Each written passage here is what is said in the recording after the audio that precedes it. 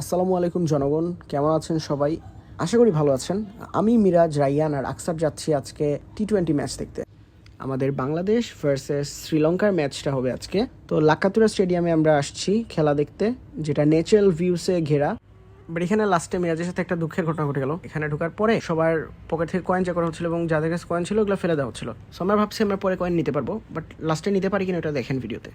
So আমরা চলে আসছি এবং আমাদের সিটটা দখল করে নিয়েছি। খেলাটা এখনই শুরু হতে যাচ্ছে, ভেরি সুন। টসের পরে বাংলাদেশ বোলিং নিল এবং শুরু হতে না হতেই তাসকিন খুব সুন্দর একটি ক্যাচ নিল।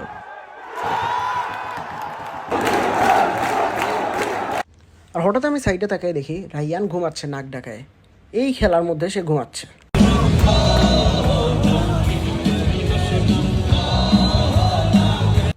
খুবই জোস একটা ম্যাচ হয় অ্যান্ড খেলা শেষে বাংলাদেশ জিতে যায়। এক্সাইটমেন্টের সাথে আমরা বের হতে থাকি, একটু আগেই বের হয়ে যাই আমরা। তো বের হওয়ার পরে আমরা ডিসাইড করি যে টাকা যেগুলো মিরাজ দিছিল মানে কয়েন, ওটা ফেরত নিবে। কয়েন হিসেবে কত টাকা? দুইটা কয়েন ছিল, দুইটা। আর টাকা কত হবে?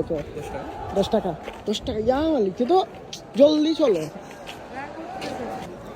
আঙ্কেল, আমাদের টাকা কয়েনগুলো রাখা হয়েছিল যে, ওগুলা কি পাওয়া যাবে? মসজিদে। ওকে, সো টাকাগুলো ফেরত পাইলাম না। আঙ্কেল বললেন যে টাকা মসজিদে দান করে দেওয়া হয়েছে। তো এটা শুনে ভালো লাগছে যে যাক, আলহামদুলিল্লাহ ভালো একটা জায়গায় গেছে টাকাটা। তো এইভাবে আমাদের ভিডিওটা শেষ করতেছি। এখন আমরা বাসায় চলে যাচ্ছি। আল্লাহ হাফেজ।